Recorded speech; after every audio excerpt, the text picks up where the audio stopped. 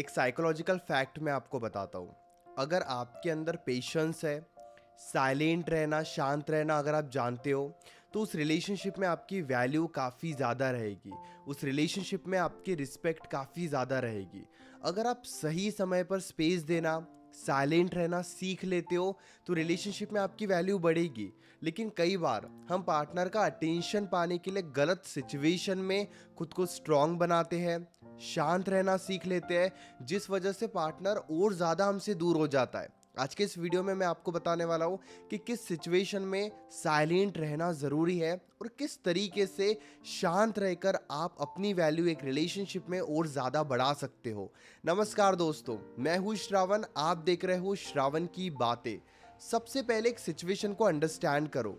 हमें हमेशा लगता है कि जब भी हम शांत रहते हैं, साइलेंट हो जाते हैं, पार्टनर को कोई फर्क नहीं पड़ता है।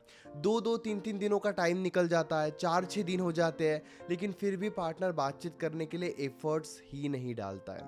अगर आप ये सोच रहे हो कि आपके रिलेशनशिप में पार्टनर आपकी बात नहीं सुन रहा है, आप पार्टनर को कुछ भी समझाने की कोशिश कर रहे हो, वो कुछ भी समझने के लिए तैयार ही नहीं है, और इसी वजह से आपके और उनके बीच में फाइट हो रही है। आप उन्हें समझाते हो, वो रिएक्ट करते हैं, आपको ब्लेम करते हैं, और फाइट के बाद अगर आप 3 4 6 या 10 दिनों के लिए भी उनसे दूर रहोगे, कोई फायदा नहीं होगा। ध्यान से आप मेरी बात को समझना।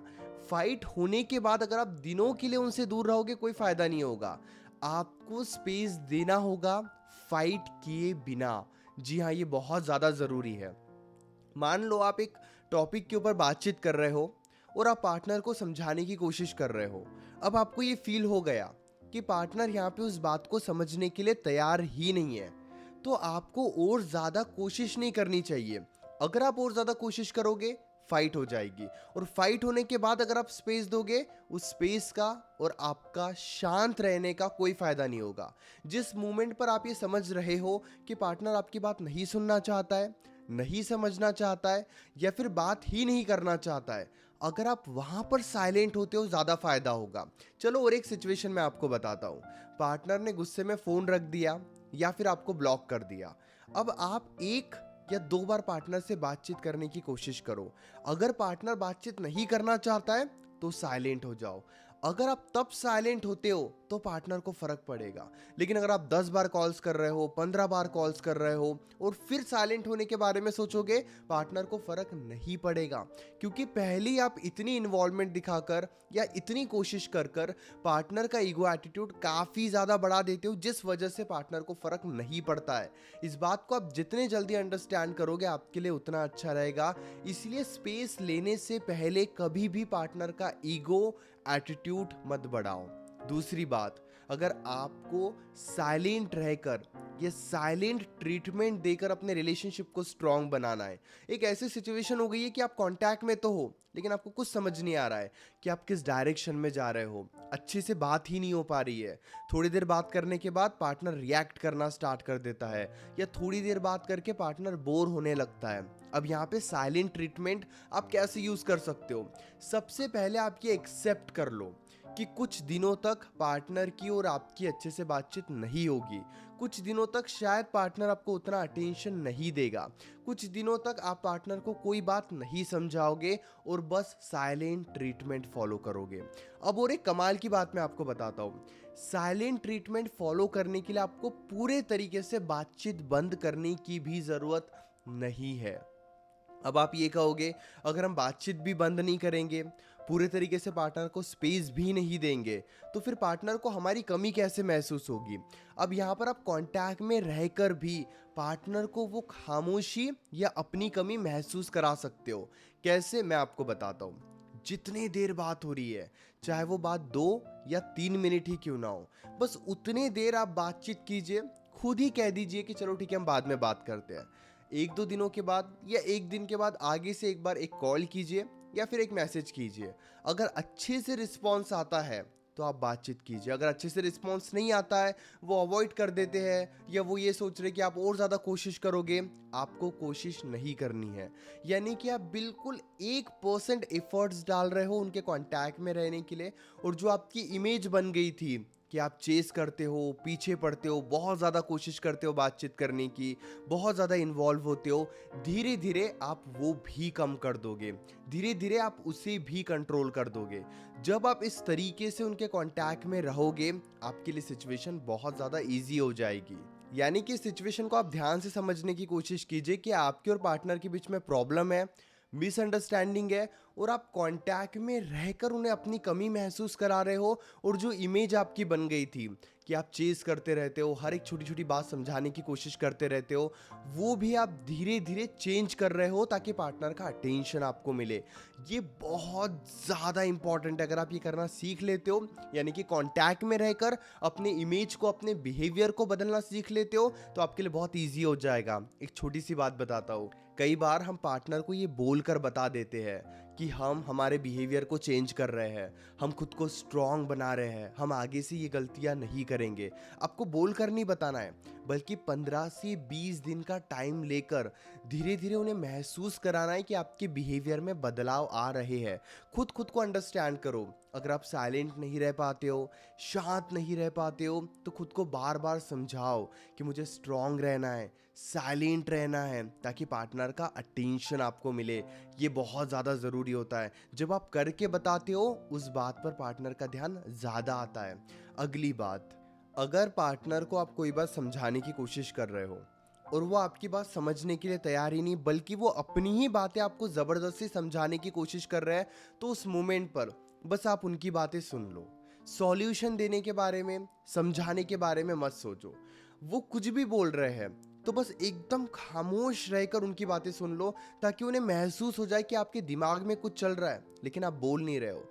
जैसे मान लीजिए, अगर आप उन्हें कोई बात बता रहे हो, उन्हें उनकी गलती के बारे में बता रहे हो, या फिर आपको क्या फील हो रहा है, आप क्या फील कर रहे हो, ये आप उन्हें बता रहे हो, लेकिन जैसे आप उन्हें बताना स्टार्ट करते हो, वो खुद की बातें बताना स्टार्ट कर देते हैं। वो खुद क्या फील कर रहे हैं, उन्हें क्या लगता है, क्या उन्हें सही लगता है, वो सारी बातें बता रहे हैं। तो यहाँ पर आप बस उनकी बातें सुनने पर ध्यान दो।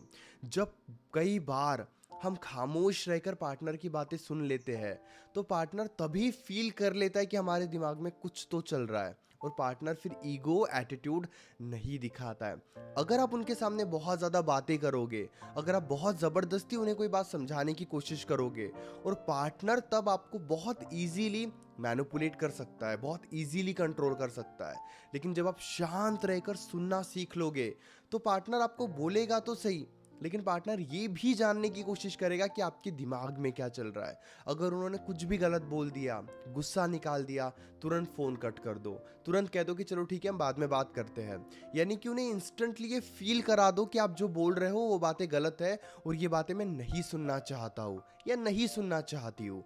जब आप इस तरीके से उनके कॉन्टैक्ट में रहोगे, डेफिनेटली वो आपको बहुत ज़्यादा बातें करके मैनिपुलेट नहीं करेंगे, और यहाँ पर आप उन्हें बहुत ही सॉफ्टली साइलेंट ट्रीटमेंट देकर उन्हें ये महसूस करा सकते हो कि हाँ, वो जो भी बोल रहे हैं वो गलत बोल रहे हैं। मैं ये नहीं कह रहा हूँ कि सुनो, उनकी बातों के साथ एडजस्ट करो, अगर वो गलत भी बोल रहे हो तो अपने लिए स्टैंड मत लो, लेकिन कई बार खामोशी से सुन लेना ही उनके लिए एक बहुत बड़ा जवाब होता है, और उनसे ये बातें एडजस्ट नहीं होगी, वो डाइजेस्ट नहीं कर पाएंगे कि आप इतने शांत कैसे हो गए।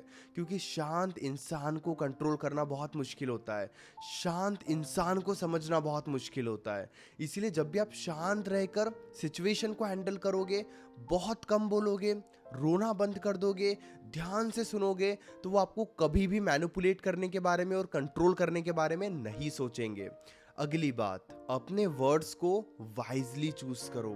यानी कि आप क्या बोल रहे हो, कभी भी गुस्से में आकर गलत मत बोलो। कई बार क्या होता है ना, हम इतने इरिटेट हो जाते हैं, इतने फ्रस्ट्रेट रहते हैं, जिस वजह से हम पार्टनर को बहुत कुछ उल्टा सीधा बोल देते हैं। कुछ समय के बाद हमें ही महसूस होता है कि हमें ये नहीं बोलना चाहिए था, और हम सॉरी फील करते हैं। इस वजह से हमारी वैल्यू और ज़्यादा कम होती है। लेकिन अगर आप अपने शब्दों पर कंट्रोल कर लेते हो, कि चाहे जितना गुस्सा हो, चाहे जितना गुस्सा आ रहा हो, लेकिन आप गलत शब्दों से उनसे बातचीत नहीं करोगे। क्योंकि कई बार क्या होता है ना, जो हम है नहीं, गुस्से में हम वैसे बन जाते हैं, गुस्से में हम अपने आप को वैसे बना लेते हैं जिसके बाद हमें खुद ही पछतावा होता है, जिसके बाद हम खुद ही डिस्टर्ब रहने लगते हैं।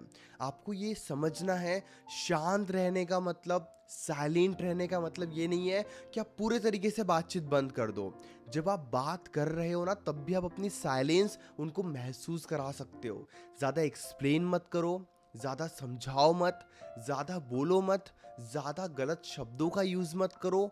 बहुत कम शब्दों के साथ बहुत सही तरीके से बातचीत करो। एक ही बात को उन्हें बहुत अलग अलग तरीके से मत समझाओ। एक ही गलती उन्हें अलग अलग तरीके से बताने की कोशिश मत करो। और ये मत सोचो कि वो बिल्कुल बच्चे हैं, उन्हें भी पता है क्या चल रहा है, वो भी जानते हैं क्या सही है और क्या गलत है। बस आपको शांति के साथ ये फील करना होगा, शांति के साथ ये महसूस करना होगा कि आप जिस डायरेक्शन पे आगे बढ़ रहे हो, आपको शांत रहकर ही स्ट्रांग बनना है। और जब आप ऐसे अपने आप को बना लोगे, डेफिनेटली वो आपको अटेंशन देना स्टार्ट करेंगे, आपके साथ खिलवाड़ नहीं करेंगे, आपको बेवजह इग्नोर नहीं करेंगे और मैनिपुलेट नहीं करेंगे। इस बात को आप जितने जल्दी एक्सेप्ट करोगे, आपके लिए सिचुएशन उतने ज़्यादा अच्छी हो जाएगी। उम्मीद करता हूँ कि इस वीडियो से आपको काफ़ी कुछ सीखने को मिला होगा। मन में अभी भी कोई डाउट है, डायरेक्टली आप कॉल पे मुझसे बात कर सकते हो। बस आपको 8010023897 इस नंबर पर मैसेज करना है। हमारे बीच में कॉल पर जो भी बातें होगी वो कंप्लीटली सेफ और प्राइवेट रहेगी, इसलिए प्राइवेसी की कोई टेंशन मत लीजिए। और हाँ, चैनल को भी ज़रूर सब्सक्राइब कर लीजिए।